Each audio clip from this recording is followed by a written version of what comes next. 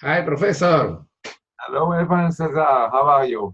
Shalom, shalom. מה נשמע? Hello, good to see you. Let me close the door here. יש לנו תלמידים מכל אמריקה, פרופסור. זה מאוד מעניין, סזר, זה מאוד מרגש. באמת יפה. כל הכבוד לכם, I salute you, סזר. תודה רבה, פרופסור. וגם ספרד, לא רק אמריקה, גם ספרד. יש גם מספרד כאן. כן, כן. אוקיי. כן. אני מוכנים. אוקיי, קדימה. פרופסור, אני אעשה את השאלה בספרדית, ואווה באנגלית. האנגלית שלי לא כל כך טובה. אוקיי. Ok. Bien, entonces vamos a empezar. Queridos amigos y estudiantes, muy buenos días o buenas tardes, dependiendo del país en que estén. El día de hoy tenemos a un invitado muy especial. Es el profesor Israel Finkelstein. Voy a hacer una breve introducción, aunque sé que la mayoría de ustedes lo conoce, debido a que siempre promovemos las lecturas de sus libros en Limud, como La Biblia Desenterrada, David y Salomón, El Reino Olvidado. Entonces, el profesor Israel Finkelstein es arqueólogo de la Universidad de Tel Aviv. También él está al frente de las excavaciones en Megiddo y también en Kiryat Yearim. El profesor es doctor honoris causa por la Universidad de Lausanne y también es autor de libros como los que nombré hace un instante. Uno de ellos, que es de importancia fundamental, es el libro La Biblia Desenterrada para la comprensión de la etnogénesis israelita. Por otro lado, también quisiera mencionar algo que es en extremo importante, y es que el trabajo de las últimas 2 o 3 décadas del profesor Israel Finkelstein nos ha permitido poder comprender con evidencias arqueológicas y a través de la interpretación de las mismas cómo fue el proceso de nacimiento y crecimiento de Israel. Permitirnos contrastar esto con los textos bíblicos, en algunos casos se corroboran, en otros no, pero el trabajo del profesor Israel Finkelstein es fundamental, indispensable e insoslayable para cualquier tipo de estudio que esté firmemente fundamentado. Bien, yo efectuaré las preguntas en español. Eva traducirá alguna en hebreo y hay 2 o 3 personas que ya han sido asignadas con algunas preguntas que también se las efectuarán directamente al profesor Israel Finkelstein. Bien. Profesor, Baruch haba to Limud. Thank you very much. I'm very happy to do this. I must tell all my friends there, whom I see on the screen, that I know South America and Mesoamerica quite well. I was there many times. I think in South America, I was maybe during my lifetime, maybe 8 times, something like this, in many countries in Mesoamerica as well. Anyway, so my Spanish is not so good after all, but I understand part of it. I understood much of what you have just said, but I still, in order to be precise, I wish to have when you pose the question, I better have the question in English. Anyway, I'm very happy to be with all of you. Bueno, el profesor dice que estaba muy contento, que en realidad él está familiarizado con Sudamérica y con Mesoamérica, porque él ha estado muchas veces en Latinoamérica, en Sudamérica ha estado 8 veces, y que conoce casi, bueno, muchos de los países. Sin embargo, él siente que su español no es tan bueno, por eso va a preferir que él responder en inglés. Pero que él está muy contento de estar con nosotros el día de hoy. Eva, I wish just to ask you before we start, so when I speak, do you need to translate back? Yes. Okay, so I will speak in sentences and then give you the possibility to translate. It's better. I Yeah, really okay. appreciate it. Okay, okay. Let's do it. Bien, antes de entrar al tema de lleno, quisiera que por favor veamos una pregunta que es, digamos, la de la apertura. Bien, no, primero. Okay. Profesor Israel Finkelstein, según la evidencia arqueológica, ¿qué podríamos deducir acerca de la práctica de la escritura? ¿Cuándo se hizo popular, masiva, democrática la escritura? He says about the writing, when the Israel people put in writing all the histories, and when it was popular, it was common in Israel. At what time become common to put in writing the histories? So this is, in my opinion, fundamental question. When we come to speak about biblical history, the history of ancient Israel, we need first to address the question of literacy in Judah and Israel. Ok, en primer lugar, a él le parece que esta es una pregunta fundamental, porque en realidad para poder entender la historia es importante saber en qué momento se empezó a contar la historia y en dónde se empezó a contar. So I'm coming from the side of archaeology, and I think that we need to go with archaeology about this, because in the past, there were theories according to which scribal activity started in Israel and Judah relatively early. And scholars pose this possibility according to biblical verses. Let me give you an example. If the Bible says, for instance, in the book of Samuel, that there was a scribe in the court of Solomon or David, they took this as evidence for scribal activity in the 10th century BC. Okay. Una de las cosas importantes y las que él va a hablar es desde el punto de vista de la arqueología, porque desde el punto de vista de los estudiosos de la Biblia se habló durante mucho tiempo de la evidencia que incluso estaba en los textos bíblicos. Por ejemplo, menciona que si en el libro de Samuel se dice que había un escriba en la corte de David y Salomón, para ellos eso era la evidencia de que ya se escribía alrededor del siglo X, que era la época de David y Salomón. However, this is a circular argument. Sin embargo, este es un argumento secular. So the way to go about this is to look at the archaeological evidence. What do we have about scribal activity in the territories of Israel and Judah during the Iron Age? Okay. Sin embargo, hay que regresar o hay que ir a la evidencia arqueológica, a lo que se ha encontrado acerca de la actividad de los escribas, y eso está en la época o en la época del hierro. Ahí es que se ha empezado a encontrar.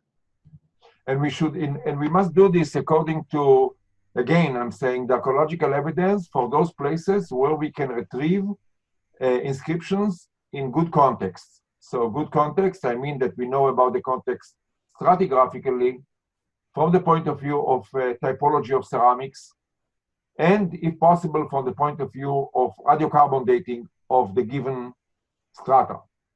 Él va a hablar de dos lugares que han sido importantes, se encontraron ahí inscripciones, y que es importante mencionar que estos dos lugares se han podido contextualizar bien, y a través de qué método se hace, a través del método estratigráfico, a través de poder datar las cerámicas, y a través de que se ha podido usar de manera adecuada el radiocarbono. Por eso, so when we do this, what do we see? We see that after the collapse of the world of the late Bronze Age, there is a period of reorganization of the territorial situation in Canaan, and after a while, in the Iron One, there is the first emergence of territorial kingdoms in the later phase of the 10th century BC. And we see that in the beginning of this process, there is no real evidence for possibility of elaborate writing. Now, okay. Well, maybe first of all you translate this. Sí, al final hablamos de un proceso que se inicia sobre todo al final de la edad del bronce, comenzando luego al inicio de la edad del hierro, y estamos hablando de alrededor del siglo VIII, en donde se empezó todo un proceso digamos, de la construcción del pueblo de Israel. Sin embargo, durante todo este proceso, hasta el siglo VIII, no tenemos evidencia fuerte de que haya habido un proceso de escritura hasta el siglo VIII. So here we need to make a distinction between types of writing. There is a big difference between an individual writing his name on a storage jar, on a pottery vessel, or even a king writing a monumental inscription and speaking about conquest or building activity. This is one of the first and second categories. But this is not what we are speaking about. When we come to the history of ancient Israel and biblical composition, we are interested in the ability to compose literary texts. Ok, debemos tener en cuenta que hablamos de dos tipos de escrituras. El primer tipo de escritura es la escritura individual, el que, por ejemplo, uno podía escribir su nombre, podía poner su nombre o algunas cosas en cerámica, son expresiones aisladas. Y luego tenemos las grandes inscripciones, demostraciones como los monolitos o las estelas de los reyes. No obstante, a nosotros lo que nos interesa es cuándo se empezó a poner por escrito o cuándo se empezaron a tener la habilidad de poner por escrito las historias o narrativas en la Biblia, o bíblicas. So until around 800 BC, we do not have evidence for literary activity. So of course we need to remember there is a problem in what I'm saying. We need to remember that we look at evidence on the ground that comes from pottery, inscription on pottery, inscription on stone, inscription on plaster. We do not have the evidence for inscriptions or texts on papyri. So we need to keep this in mind when we look at the development of writing. But if we put aside papyri, which does not preserve, of course, for a minute aside, the evidence is very clear that until around 800 BC, or maybe 20, 30 years earlier, the ability of composition is limited. Okay. Hasta el año 800, antes de la era común, realmente no existe una evidencia clara de la actividad literaria, ¿no? Si bien se pueden haber encontrado algunos restos de cerámica, barro, plaster. Plaster, sí, en yeso. Plaster is, how do you say in Spanish plaster? I don't know.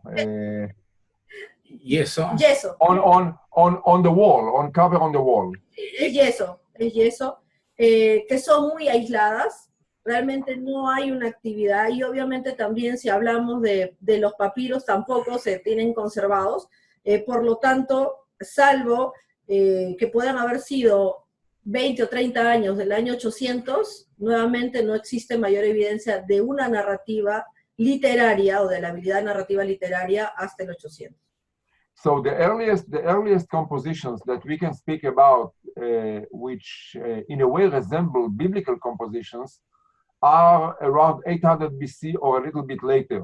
Let me give you two examples, and they come from the Northern Kingdom.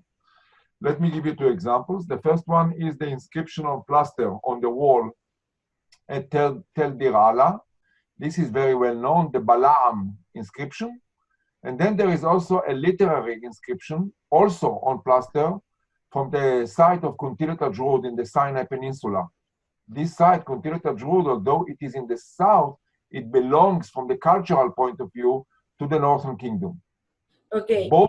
Both in Tel Dir Ala and in Kuntilat Ajrud, the date of the inscriptions, the date is in the beginning of the 8th century. Existen dos ejemplos que él puede dar ya de las, digamos, las más tempranas composiciones, ya composiciones literarias. Tenemos dos ejemplos de ellas, y los dos ejemplos provienen del norte. El primer ejemplo, ambas también han sido escritos en pared y también en yeso. Una es de Tel Erdala. Deir Ala. Deir Ala. En donde encontramos la inscripción referente a Balaam. Y esta inscripción es una historia, o sea, ya hay una narrativa literaria ahí. Y la otra inscripción es la de Kuntilat Ajrud. Ambas provienen de los inicios del siglo VIII y ambas provienen del norte. And in Judah, the first evidence for the ability to compose literary texts come even a bit later, I suppose, not before the very late 8th century. So there is, I think, a difference of maybe 50, 60, 70 years before this development in the north and this development in the south. We need to remember that throughout the Iron Age until 720, Israel was a more developed kingdom from every point of view, demographically, territorially, militarily, economically, and so on. So also the ability to compose text there was appeared earlier than in Judah. En el caso de Judá, también debe haber sido más o menos alrededor del 800, no obstante, recordemos que hasta el 720 el Reino del Norte era el más fuerte desde todo punto de vista económico, político, social. Por lo tanto, no cabe duda de que el Reino del Norte fue el primero que puso por escrito, o tuvo por escrito la habilidad literaria para escribir, mientras que en Judá eso tuvo que pasar un poco después. So when I come to think about this, when I take this evidence on scribal activity in the kingdoms of Israel and Judah, and also I look at the biblical text, and I make a distinction in the biblical text between northern and southern texts, I think that one can come to the conclusion that the beginning of composition really is in the north in the first half of the 8th century, that is to say, in the time of Jeroboam II. Okay. Entonces, si nosotros tomamos en cuenta, ya lo mencionaba, acerca de la actividad de los escribas y lo que encontramos en los textos bíblicos, haciendo una separación entre los textos que provienen del norte y los textos que encontramos en la Biblia que provienen del sur, realmente él considera que el inicio de la actividad de los escribas y de la actividad literaria será al inicio del siglo VIII, y obviamente esto está, digamos, en el tiempo del reinado de Jeroboam. And when I look at the archaeology of the time of the beginning of the 8th century in the north, in the days of King Jeroboam II, and trying to understand also the territorial situation, the geopolitical situation in the Northern Kingdom, I think that I need to come to the conclusion that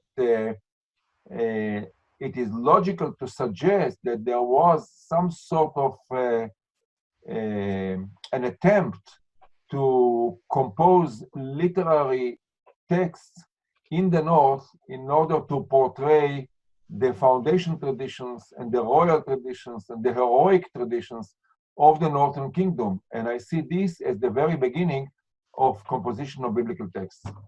Así que cuando también se mira desde el punto de vista de la arqueología, el tiempo y las evidencias del reinado de Jeroboam II, podemos ver de que ha habido una actividad de inicios de creación literaria en un intento de poder presentar, ¿no? Demostrar el origen de los reyes, el origen de su herencia y obviamente el origen de la historia de este reino que empieza en el norte en el tiempo que se empieza a escribir, que es de Jeroboam II. So let me give you two examples from the biblical text, just to give you some sort of notion what I'm speaking about. I think that, for instance, we can securely say, where we can definitely suggest that the earliest layer in the Jacob cycle, which comes from the north, which comes in association with the temples of Penuel and Bethel, this was put in writing probably in the 8th century.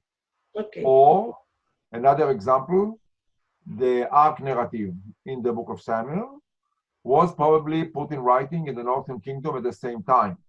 And now we need to try to understand what's the background for this composition. What was in the head of the authors and what exactly they were trying to advance, to promote in the ideology of the Northern Kingdom. Ok. Ahora él quiere dar dos ejemplos de lo que nos está explicando, y si bien es cierto, él dice no podemos asegurar, pero sí podemos sugerir que, por ejemplo, una de las capas de composición del ciclo de Jacob está relacionada con el templo de Penuel y con el templo de Betel. que están en el norte. Entonces esto nos da indicios de que allí fue originalmente escrito el texto y venía del norte. Y el segundo ejemplo que da es parte narrativa, que también fue escrita alrededor del siglo VIII y que viene del norte. Entonces aquí lo importante es entender cuáles son los antecedentes, qué es lo que viene detrás y cuáles serían las motivaciones de los autores luego para haber narrado estas historias. And so I think that not only compositions themselves, you know, royal tradition, things like this, but also when I come to think of it, much of the ideology that we see today, read today in the composition of the South, in the Deuteronomistic history, for instance, originally came from the North. Let me give you an example or two. I think that the idea of a great united monarchy, of the two Hebrew kingdoms together, ruled by one king from one place, is an idea that came from the North and was then adopted by Judah, by the kings of Judah in a later phase when Israel was no more. And I think also that maybe the idea of a conquest of the land also comes from the North. So these are fundamental pillars of the ideology and theology of the South, but in fact, in my opinion, they come from the North originally. El profesor nos indica que no solamente las composiciones reales o de los reyes o de las monarquías, sino también la ideología, por ejemplo, que podemos ver luego en los deuteronomistas del sur, originalmente vinieron del norte. Las ideas o la ideología de un reino unificado, de un rey para un lugar, fueron adoptadas por Judá tardíamente. La idea, por ejemplo, también o la ideología de la conquista de la tierra, ¿no? También es una idea que viene del norte y que luego fue adoptada. Entonces, los fundamentos de la ideología y también la teología que luego usa Judá para el profesor es lo que él está explicando, provienen del norte. Okay, next question, Eva.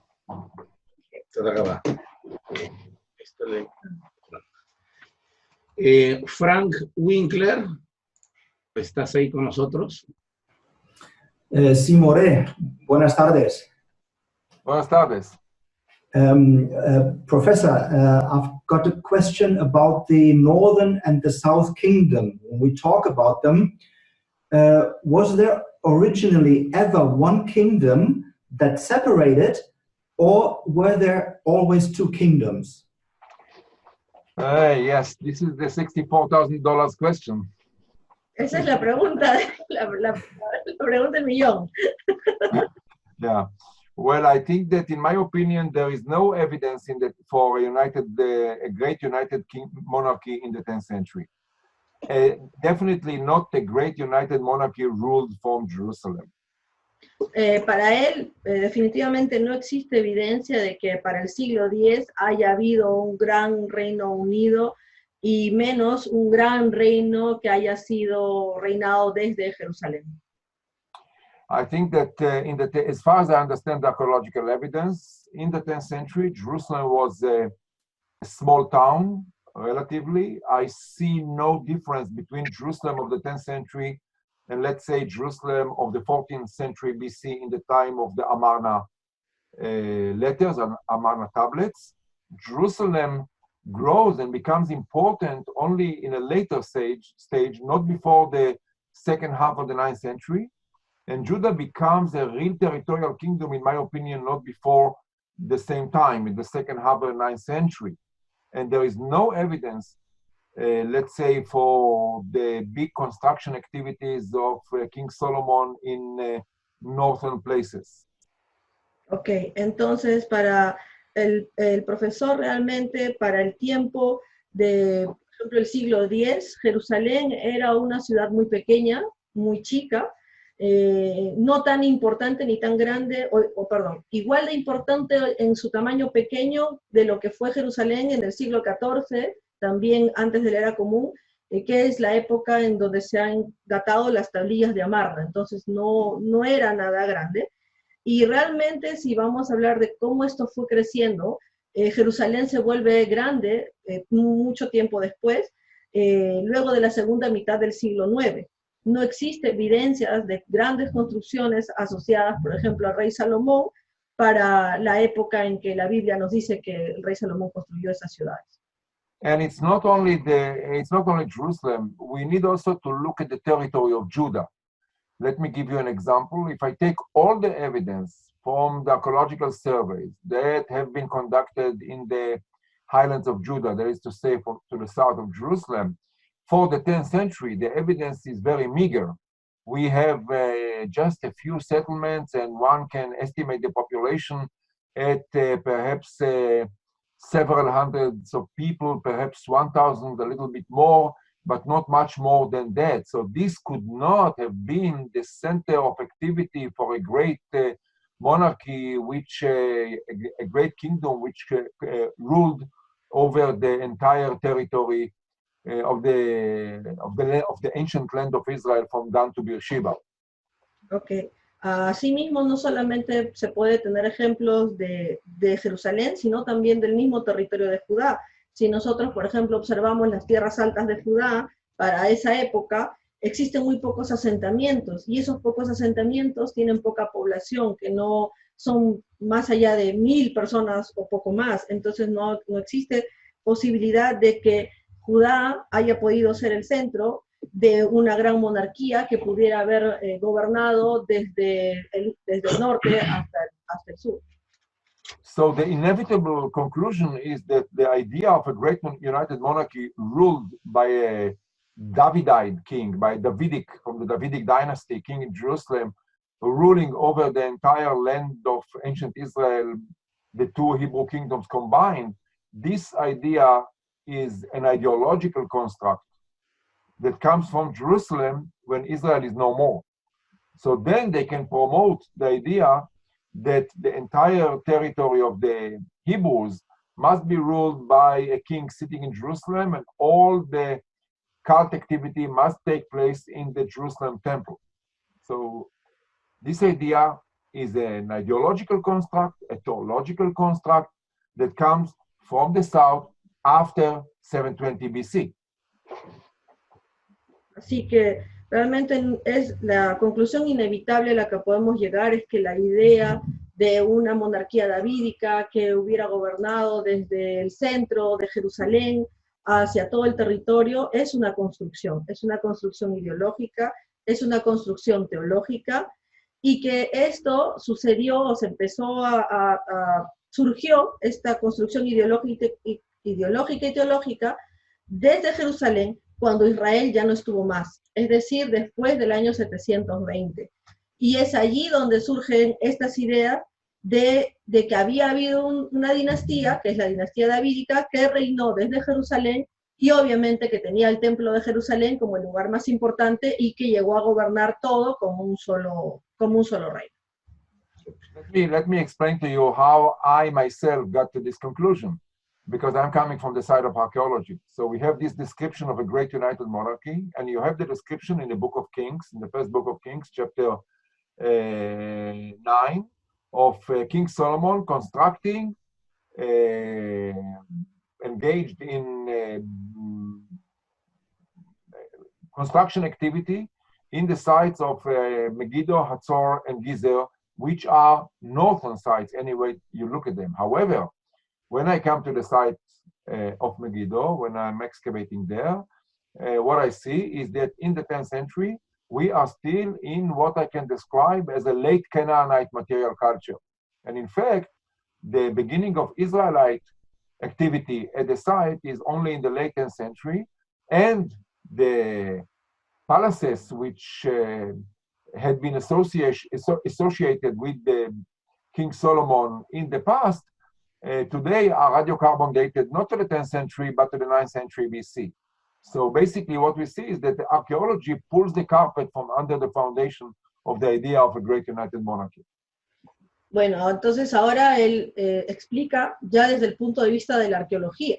y de acuerdo a lo que nosotros podemos encontrar, por ejemplo, en Primera de Reyes 9, en donde se hablan de las grandes construcciones que hizo el rey Salomón, las excavaciones arqueológicas, por ejemplo, en Megiddo, en Hatzor y en Gezer, muestran una cosa diferente. Y por ejemplo, en Megiddo, que es el lugar donde él excava hace ya muchísimos años, para el siglo X había todavía evidencia de actividad tardía cananea, no de nada de lo que puede haber sido construido por Salomón. Y luego, cuando ya se ha podido aplicar de manera correcta el radiocarbono, podríamos decir que recién algún tipo de actividad de palacios mucho más grandes proviene del siglo IX y no de la época que se decía que era de Salomón. However, this is not the end of the story. Sin embargo, este no es el final de la historia. Because I wish to pose the question, where does the idea come from? So let's put it this way. Are we speaking about authors sitting in Jerusalem in the time of King Josiah, in the late 7th century BC, inventing this idea of a great united monarchy because of the circumstances of their time? This is one possibility. Ok, traduzco. Sin embargo, aquí él lo que quiere plantear es la pregunta, ¿de dónde viene esta historia? ¿Por qué se hizo esta historia? Una posibilidad es situarnos o entender de que alrededor del siglo, de la parte tardía del siglo VII, durante el reinado de Josías, hubieron circunstancias que llevaron a escribir esta historia. Y esa sería una respuesta. Another possibility, but there is another possibility. The other possibility is that the southern scribes, the people living in Jerusalem in the late 7th century, inherited this idea from the northern of ideology of the beginning of the 8th century. Y la otra posibilidad que él coloca es que los escribas del sur, los escribas que vivían en Jerusalén para el siglo VII, recibieron estas historias del norte, ¿no? Recibieron esta historia del norte.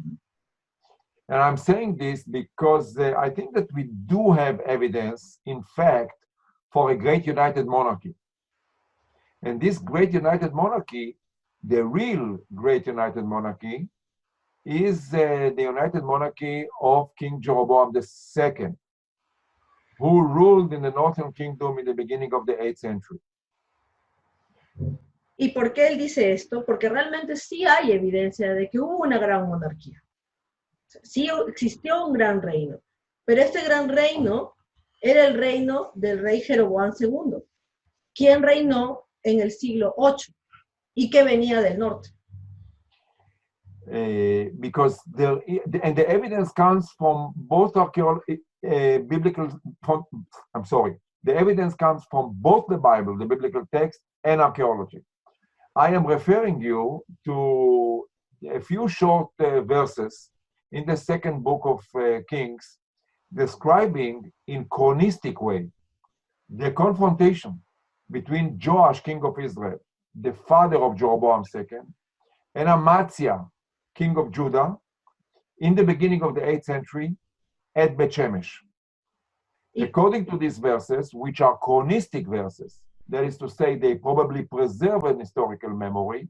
According to these verses, after the confrontation, the king of Judah was taken captive by the king of Israel.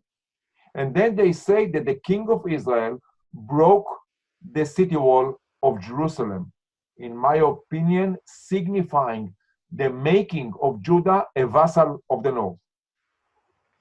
Okay. Y para esto, él nos está dando, existe evidencia, y nos está remitiendo a evidencia, en este caso, desde el punto de vista bíblico. Hay unos textos que se encuentran en Segunda de Reyes y cuya narración es del estilo cronístico.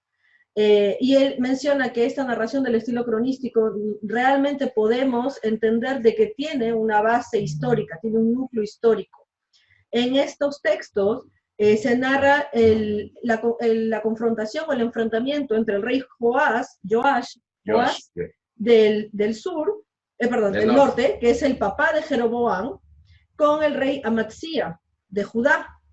Y esto sucedió alrededor del siglo VIII. Producto de este enfrentamiento que hubo, el rey de Judá fue tomado cautivo y se menciona que el rey de Israel destruye las murallas de Jerusalén, lo que significa de que Israel toma como vasallo a Judá, o sea, Judá fue vasallo del reino de Israel. And there is evidence also from archaeology. For instance, the activity of the northern kingdom in the far south, in the Sinai Peninsula, along the desert roads from the Gulf of Aqaba to the Mediterranean, and also what we are now excavating with your help, Eva and Cesar, at Kiryat Yarim, where we have evidence very close to Jerusalem for monumental architecture in the beginning of the 8th century, and it is a northern monument, typical northern monumental architecture, probably some sort of a fortress constructed there in order to dominate Jerusalem. Ok, desde el punto de vista de la arqueología también tenemos actividad fuerte del norte en toda esa época, y una actividad que va incluso desde el desierto hacia el Mediterráneo, pasando por el camino de Aqaba. Además, también tenemos la excavación de Kiryat Yarim, en donde estuvimos con el profesor César, que está cerca a Jerusalén, y en donde existen monumentos que tienen la típica construcción, el típico estilo de construcción del Reino del Norte, de Israel, que datan del siglo VIII, en donde podemos entender que la fortaleza de Kiryat Yarim, o sea, que Kiryat Yarim tenía una fortaleza que se encontraba, que era una fortaleza del norte, pero que estaba justo ahí en la frontera con Jerusalén. So the meaning is that, in fact, in the first half of the 8th, Jeroboam's second ruled for over 40 years. And the meaning is that in his time, Israel controlled the kingdom of Judah. Judah was a vassal, sort of vassal of the northern kingdom. So there was, in fact, some sort of a united monarchy ruled from Samaria by a northern king, from Dan in the north to Beersheba in the south. Así que, bueno, mencionar que Jeroboam II gobernó alrededor de 40 años, y que en realidad podemos afirmar que en el tiempo de Jeroboam, Israel controló a Judá, Judá fue vasallo de Israel, y podemos hablar de una forma de un reino unificado, cuya capital fue Samaria, y que iba desde el norte de Dan hasta el sur, allá en Jerusalén. So what I'm trying, yeah. Tengo una pregunta acerca de Josías, si lo puedes traducir. Josías, cuando Israel, el norte, se ha debilitado o ha sido llevado cautivo, aparentemente tiene la aspiración de querer tomar las tierras del norte. When Israel was taken by the Syrians at the 720, Judah has, Josiah has the intention to take the territory of the north. Entonces, podría ser que la construcción de decir que el norte y el sur son un solo reino, ¿puede ser para quedarse con las tierras del norte? The reason of the construction of the ideology about the one kingdom with the capital of Jerusalem came from this intention of Josiah to rule all the territory, including the north territory that is empty now?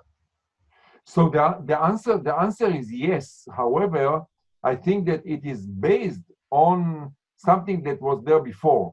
So I will answer Cesar's question in a minute. Let me just take a step back and say that, so we are speaking about an ideology which is based on the reality on the ground of the rule of the north over Judah. So this ideology could have arrived in Judah with people who came there after the takeover of the north by Assyria. And I think that this could have been the root of the Judahite, Josianic ideology about the United Monarchy ruled from Jerusalem. Así que la respuesta a la pregunta del profesor César es sí. Sin embargo, retrocede un poquito y lo que termina de explicar es que cuando Israel es tomado cautivo, existen personas de Israel que son, podríamos llamarlos refugiados de Israel, que llegan al sur y esta sería la ruta en la cual esta ideología del Reino Unido empezó a llegar hasta el tiempo josiánico.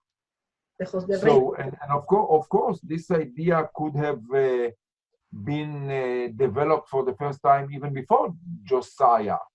I think that after Israel was taken over by Assyria, it was possible for Judah to start developing this construct of the legitimacy of Davidite king to rule over the entire territory of the two kingdoms. However, in the beginning, let's say in the time of King Hezekiah, it was impossible because to the north of Judah, one could find the Assyrian Empire. And it was impossible for the king of Judah to promote this ideology against the wish of the Assyrian overlords. However, when Assyria pulled out from the territory of the southern Levant around 630 BC, all of a sudden this ideology became feasible, became possible to fulfill, at least in the thinking of the king of Judah. Okay, él lo que menciona es que esta idea de la ideología de un solo reino se empezó a desarrollar incluso antes del reinado de Josías. Esta construcción del reinado digamos, de una dinastía davídica y de un reino, probablemente incluso ya existía durante el reinado del rey Ezequías. Sin embargo, en ese entonces, Asiria tenía mucho poder también en los territorios del norte, entonces no era posible que se pudiera, digamos, decir abiertamente o promocionar esta ideología. No obstante, cuando Asiria pierde poder alrededor del año 600, esta ideología empieza a ser posible, empezar a decir y a promover que habían sido un solo reino. Okay. Excelente. Matsuyan. Ahora, pues, el turno de Moisés Celada está con nosotros. ¿Qué tal, Moisés? Puedes presentarte como profesor y formular tu pregunta.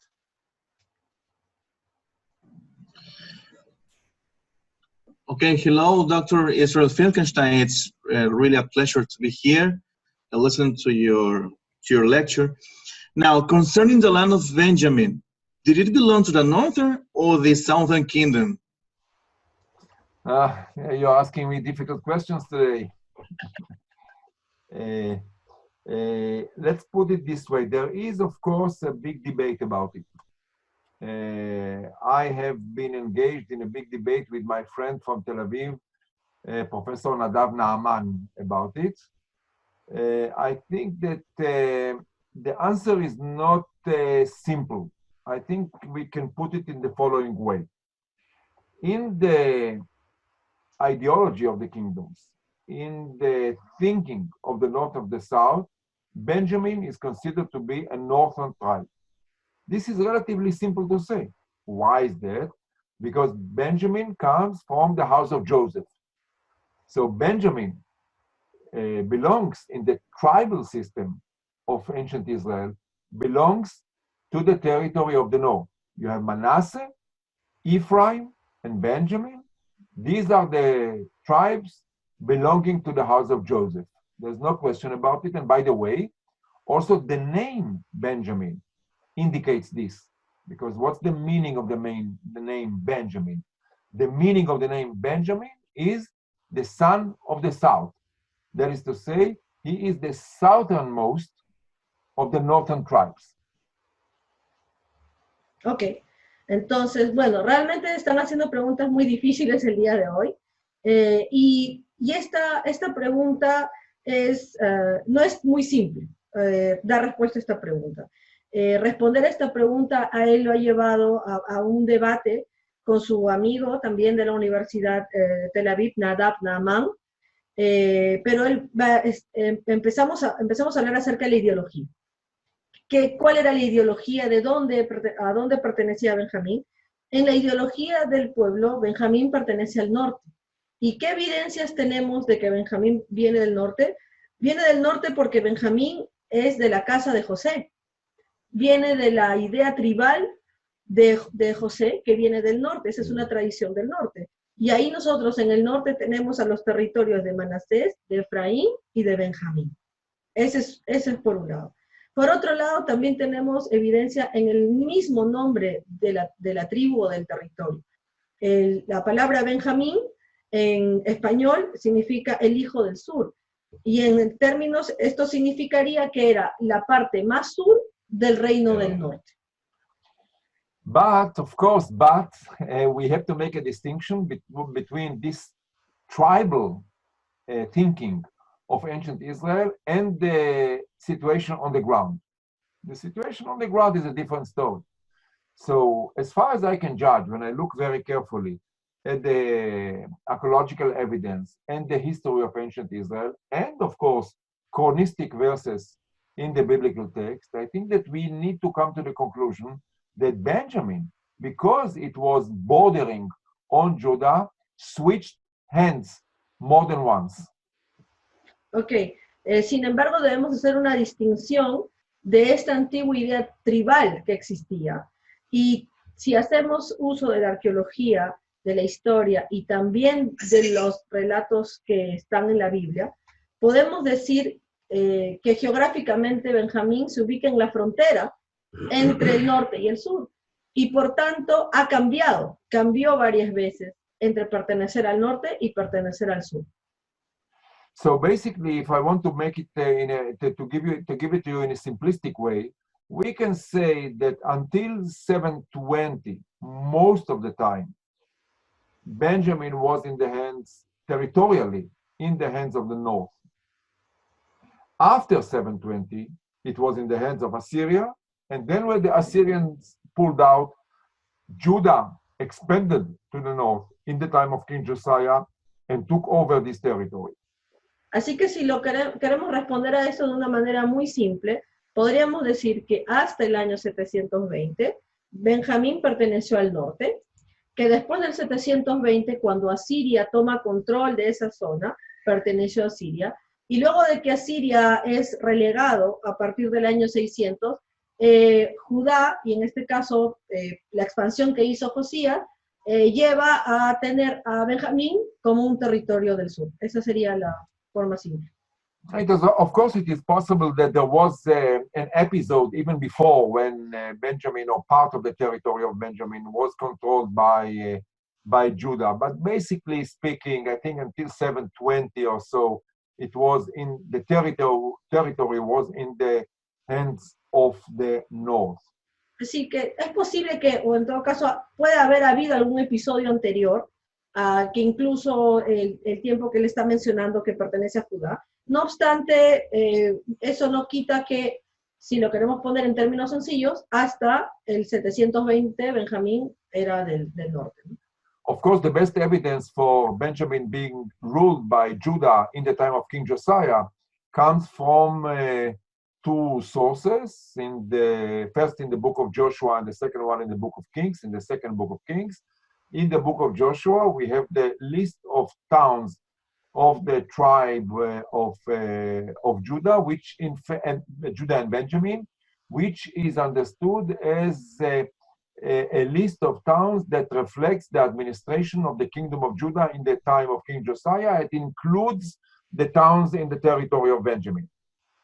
Es importante, por ejemplo, mencionar de que existe la evidencia también dentro de la Biblia de lo que estamos afirmando de la pertenencia de Benjamín a Judá, y podemos encontrar esto en dos fuentes. La primera, que es la que ha explicado, se encuentra en Josué, y está reflejada en la lista de los pueblos o de las tribus que pertenecían a Judá y a Benjamín. Y esta lista pertenece al listado de pueblos, o reflejaba el listado de pueblos que estaban bajo el dominio del rey Josías. Entonces, aquí está la evidencia que ya para el reinado del rey Josías, Benjamín pertenecía al sur. And of course, we have the evidence in the book of Kings for the purification, if you wish, of the temple of Bethel in the time of King Josiah. So the Bethel sits on the northern limit of the tribe of Benjamin, and still King Josiah is active there. Y también tenemos la evidencia que se encuentra en Segunda de Reyes acerca de la purificación del templo de Betel. Y sabemos que esto está en la frontera entre el norte y el sur, y obviamente esto también perteneció a la actividad de reforma, purificación religiosa que hizo Josías, ¿no? Entonces, si ya la hizo ahí es porque ya pertenecía Benjamín a Judá. But just to balance the situation, let me go back for a minute to the time of Jeroboam II. So in the time of Jeroboam II, the border, so to speak, between Israel and Judah passes at Kiryat Yarim, also, by the way, in the territorial boundaries of Benjamin and Judah. And this shows you that in the first half of the 8th century, Israel controlled the territory of Benjamin. So the territory of Benjamin, because it was in between, it was bordering on Judah, switched hands more than once in the time of the monarchy. Así que si queremos poner en la balanza también, ya que hemos hablado de Judá, vamos a hablar del norte.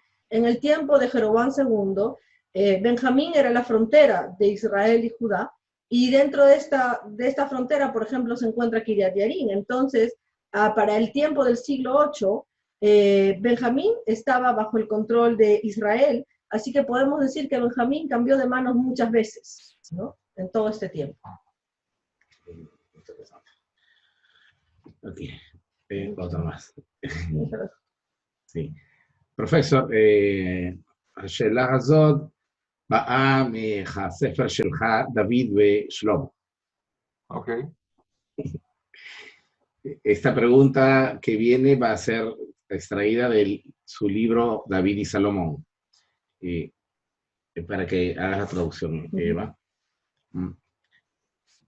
En el libro se explora la imagen o lo que se sabe de David, y con algunas evidencias textuales usted afirma que él es más un forajido, no sé cómo se dice eso en inglés, un forajido, un bandolero, un mercenario. Un bad boy. Un bad boy.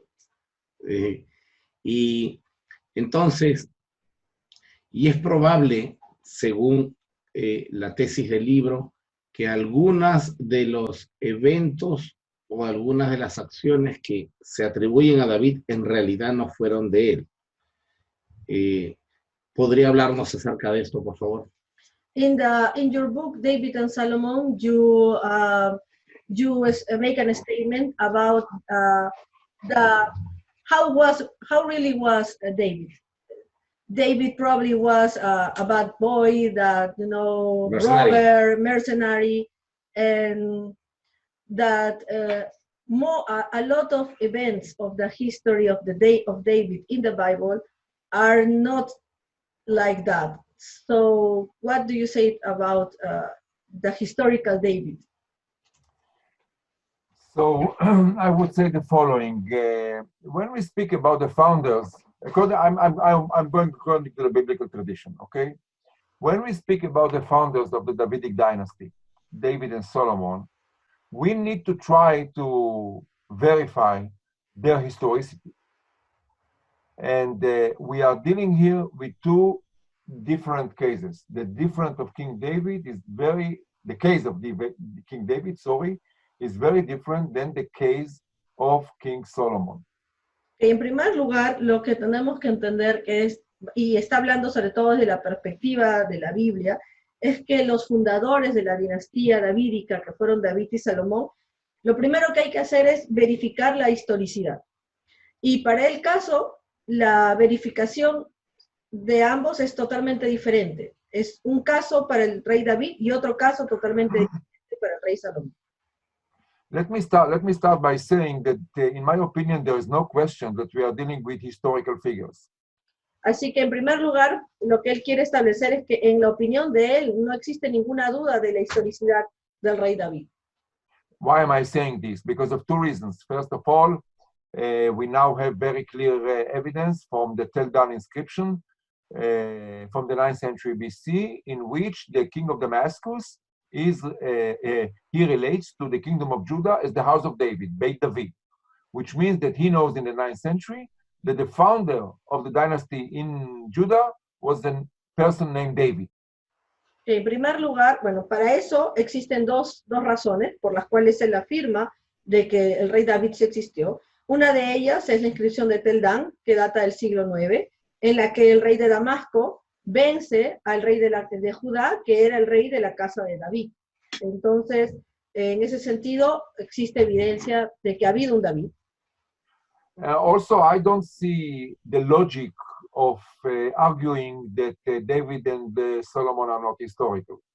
Well, the logic comes from the fact that they are not mentioned in extra-biblical texts. However, there are other kings who are not mentioned in extra-biblical texts, so we need to be consistent here. So if we take out all the kings who are not mentioned in extra-biblical texts, we find ourselves in a situation that we have to take out Josiah, for instance, because Josiah is not mentioned in any extra-biblical text. So I don't see the logic. I mean, I think that when we come to deal with situations like this, we need to be consistent and, you know, in our understanding of the historiography.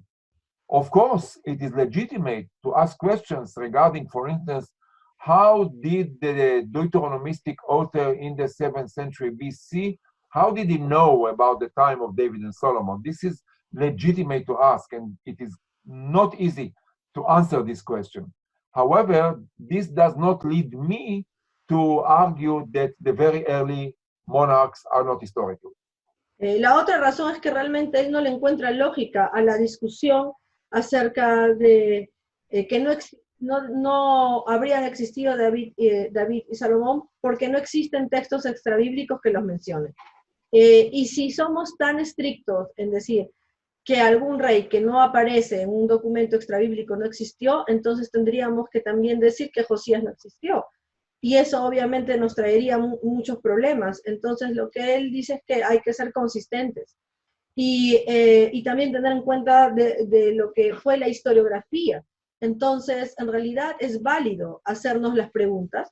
Y una de las preguntas válidas y que es difícil de contestar es cómo, si los textos se empezaron a escribir alrededor del siglo VII, si la actividad de los escribas fue cada vez más fuerte en el siglo VII, cómo ellos tendrían información de lo que sucedió en los tiempos de David y Salomón, que fueron 3 siglos atrás.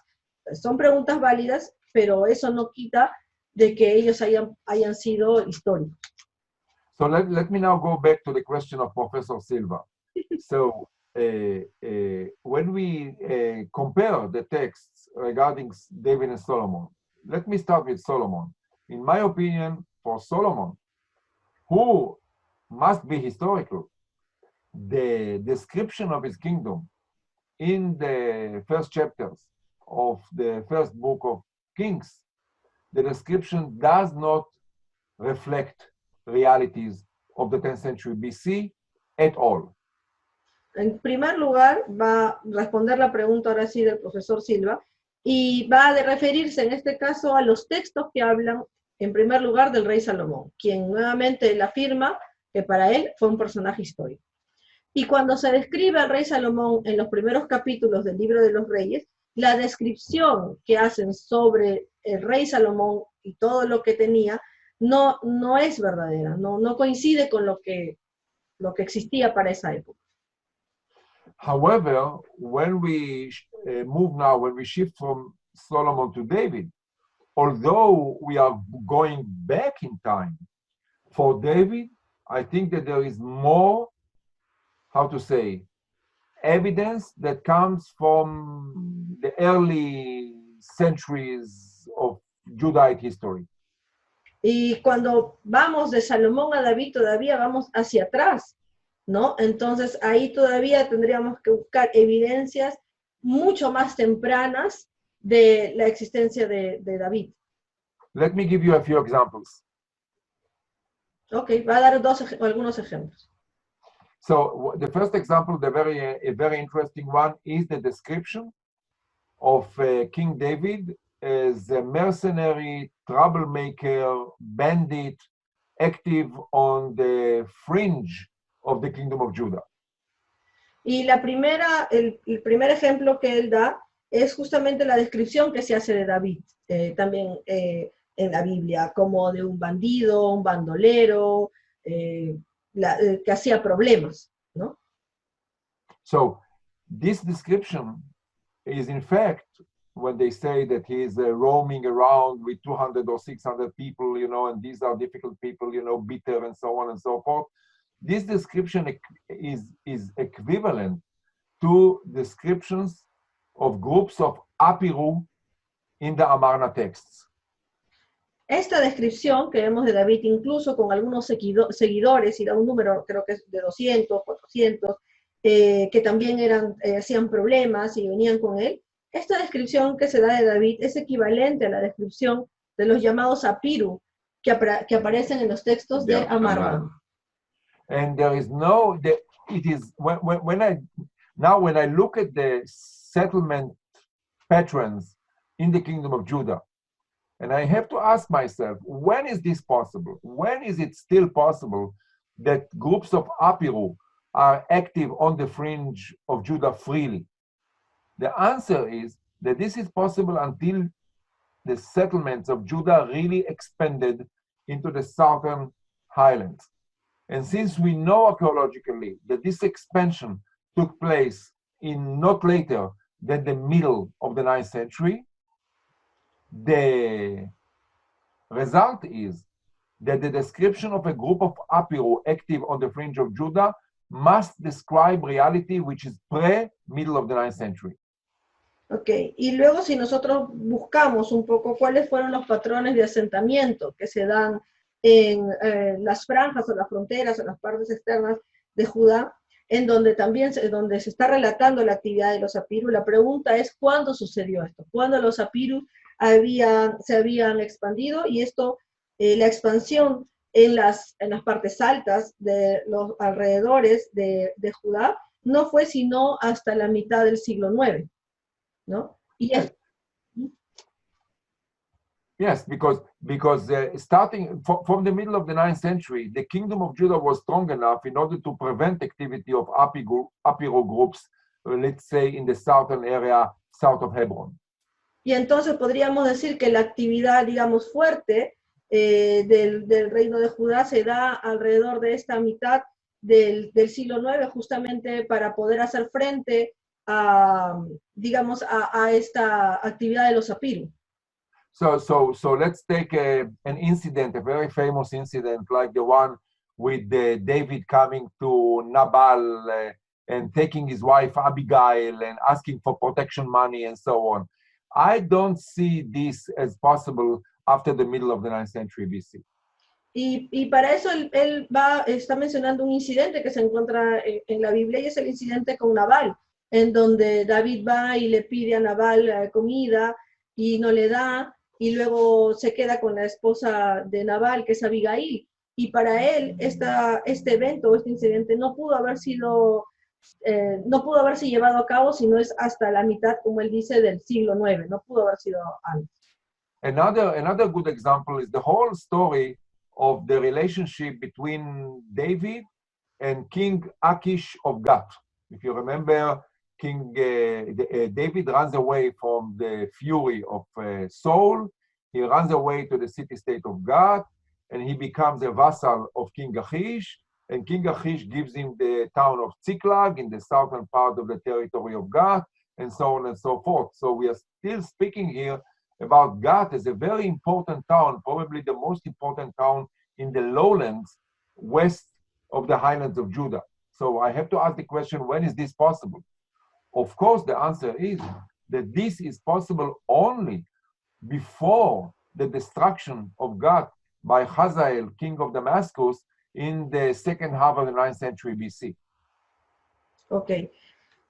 Y el otro evento, por ejemplo, es toda la historia que se narra acerca de David cuando estuvo de vasallo con el rey Aquis de Gat, ¿no?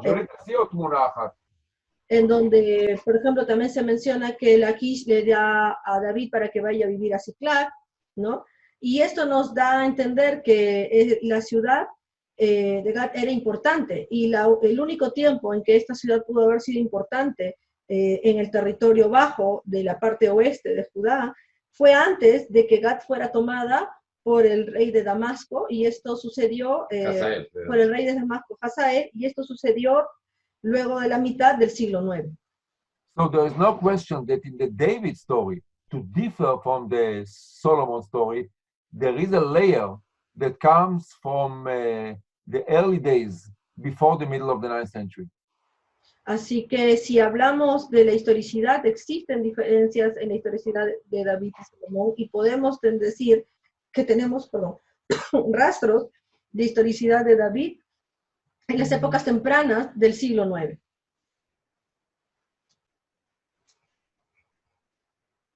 Maybe I need to add that I'm going back now to the days of Solomon. The description of King Solomon, in my opinion, is all based on realities of Israel in the 8th century and Judah in the beginning of the 7th century, so much later. O sea, y va a regresar nuevamente a Salomón, y él puede decir de que las descripciones que se dan del rey Salomón probablemente pertenecen a descripciones de lo que sucedía en Israel en el siglo VIII y a Judá mucho tiempo después. O sea, no pertenecen al tiempo que se dice que era de Salomón. Profesor, las grandes construcciones que se atribuyen a Salomón, los establos con caballos, qué sé yo, los grandes edificios, entonces no son de la época de Salomón. No, they are the descriptions of the building activities of King Solomon. They must come from the reality of the 8th century in the north, which means when they mention, for instance, Hatzor and Megiddo and Gezer in the same breath, they speak about the reality of the ground in the north in the 8th century. When they speak about the stables, you know, the fact that King Solomon had many stables and horses and chariots and this and that, this is also based on the reality of the northern kingdom, Megiddo, for instance, in the first half of the 8th century. So the entire business of the entire description of King Solomon between chapter 3 and chapter 10 in the first book of Kings, the entire description comes from, how to say, on one hand, a sort of competition with the memories of the great Jeroboam II, and on the other hand, the reality of Judah embedded in the age of globalization of the Assyrian kingdom. Ok. Entonces, cuando hablamos de las grandes construcciones, o por ejemplo lo que se menciona de los caballos que tenía, los establos de caballos que tenían Salomón, que están descritos entre los capítulos 3 y 10 del primer libro de Reyes, aquí estamos hablando de dos cosas que se han plasmado en el texto. Por un lado, tenemos el hecho de querer competir con la grandeza que tuvo Jeroboam II en el siglo VIII en el norte. Tomaron esos elementos. Y por otro lado, la realidad de Judá en la época que el profesor denomina la época de la globalización, cuando los asirios estaban ocupando ese territorio. Entonces, esos dos insumos son los que se ven reflejados en la narrativa de Reyes. Let me give you an example for the second one. For Jeroboam II, I gave you an example, which means the stables of King Solomon, the chariots and the horses and so on. Let me now give you an example for the age of globalization. Take the description of the visit of the Queen of Sheba in Jerusalem. She comes to visit King Solomon in Jerusalem. So what do we have here? We have here a description of an Arabian queen who comes from the south to visit Jerusalem. This is possible only under the auspices of the Assyrian Empire, with the beginning of very strong Arabian trade from South Arabia to the Mediterranean, not before the time of Tiglath-Pileser III, and probably even stronger in the beginning of the 7th century in the time of King Manasseh. And this is probably, or maybe translate first, Eva, and then I finish.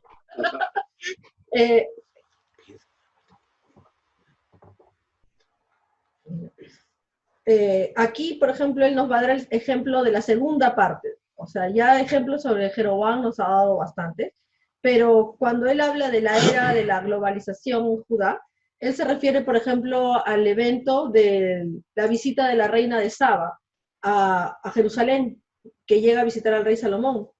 Y cuando hablamos de la reina de Saba, estamos hablando de una reina árabe, ¿no? De Arabia. Y esta visita solamente pudo haber sucedido bajo el auspicio de Asiria. Cuando Asiria promovía un intercambio comercial desde Arabia hacia el Mediterráneo. Y esto, por ejemplo, no pudo haber sucedido en el reinado de Tiglath-Pileser, sino más bien durante el reinado del rey Manasés, que es posterior. And this is, of course, and there's one more point. This is the reason for the very interesting change, transformation in the description of the time of King Solomon in chapter 11 in the first book of Kings. Because in chapters 3 to 10, you hear about Solomon, how great he was, a great builder, a great trader, raising horses, selling them, organizing naval expeditions to faraway places, the cleverest of all kings, and so on and so forth. And all of a sudden, without any criticism, and all of a sudden in chapter 11 of the first book of Kings, you have harsh criticism against King Solomon. Why is that? How is this possible? The answer is that chapters 3 to 10 describe a situation that competes and in a way reflects the great time of globalization of the first half of the 7th century and before in the Kingdom of Israel. And then this text comes probably from the first half of the 7th century. And then in chapter 11, you have the conclusion of the Deuteronomist, when he says, you see, this is what I have always told you. This is what's going to happen because of your globalization. If you want to engage in trade, if you want to open your borders, if you want to be international, if you want to trade horses and make trade expeditions to far away, you end up by being an apostate. Okay, so interesting. Pero también nosotros observamos, por ejemplo, que ha habido una transformación en el mismo texto que nos habla del rey Salomón en dos partes, y esto se nota bien claramente cuando comparamos a todo lo positivo del gran rey Salomón que se presenta en Primera de Reyes del 3 al 10, en donde nos dicen que todo era fantástico, que tenía caballos, que intercambiaba, o sea, era lo mejor de lo mejor. Y esta situación presentada en Primera de Reyes del 3 al 10 es una situación que sobre todo compite o refleja el gran tiempo de intercambio, de globalización, como dice, que se dio alrededor del siglo VII y antes de la era común. Y luego esto cambia, repentinamente cambia, y vemos que en el capítulo, me parece que es el capítulo 11 de Primera de Reyes, ya hay otra historia. Es una historia en donde al rey Salomón se le critica mucho. Y aquí lo que el profesor indica es de que esta segunda parte que estoy describiendo fue escrita probablemente en el tiempo en que los deuteronomistas estaban concluyendo la escritura. Y aquí lo que el deuteronomista te quiere decir es, ok, si tú haces todo lo que pasó del 3 al 10, si tú empiezas a intercambiar con la gente, si tú empiezas a tratar con otros países, que vendes tus caballos, etcétera, etcétera, lo que va a pasar es que te vas a convertir en un apóstata. Y te va a pasar lo que describen que le pasa al rey Salomón en el capítulo 11. פרופסור, אני רואה שאתה מבין ספרדית. אתה מוכן אני מבין קצת ספרדית, אבל לא בצורה מספיקה כדי לקבל את השאלות בלי בעיה. לפעמים אני צריך עזרה. אני חושב שאתה מוכן ללמד בדרום אמריקה. הלוואי שהייתי יכול לדבר בספרדית, הייתי שמח מאוד. A ver, yo quisiera que ustedes muevan la cabeza o abran sus micrófonos. ¿A ustedes les gustaría que el profesor Israel Finkelstein nos dicte un curso o no? ¿Qué opinan? Por supuesto, profesor. Claro, encantadísimo. שלום, פרופסור. אני מוכנה שאתה תיתן לנו איזה שיעור כאן בלימוד. אני בשמחה רבה, אני אוהב את זה, ואני מאוד נהנה מזה, אני אוהב את זה מאוד. אז אני מוכן לעשות, אני אומר את זה גם לך, ליאנה, נכון? ליליאנה, כן. ליאנה, איפה את נמצאת דרך אגב? כרגע אני נמצאת בספרד. אוקיי. אז קודם כל בריאות, אני מאחל לך בריאות. תודה, תודה, גם לך. אז גם לליאנה אני אומר, וגם לפרופסור סילבה, שאני אעשה בשמחה עוד שיחה כזאת. מעולה, מעולה, תודה רבה. בבקשה, בשמחה. Sí, bueno, él dice que está muy final. Liliana, ¿puedes traducirlo, por favor? Porque la conversación no se puede ver. Yo lo que le dije que estaría muy contenta que él tuviera la clase con nosotros. Entonces me preguntó dónde estaba, y yo le dije que en este momento estoy en España y que sí, que él podría darnos estaría muy contento de poder participar con Limud. Querido profesor Israel, queremos agradecerte, principalmente yo como profesor en Limud y director, y también de parte de todos los participantes. Realmente estamos muy agradecidos por este tiempo que nos has dado. Las respuestas y todo el conocimiento que nos has brindado han sido de gran ayuda y nos permite siempre poder aprender un poco más. So thank you very much, and I understood this. There was no difficulty. So thank you very much, and I greet all of you today. I mean, the difficult situation that we are all in. I wish to greet all of you with good health.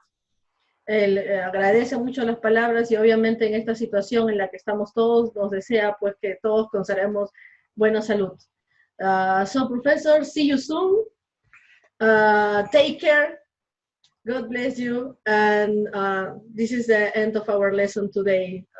Gracias. All the best. Shalom, shalom, letrado. Shalom, shalom. Bye bye. Shalom. Shalom, shalom a todos. Shalom. תודה רבה, שלום.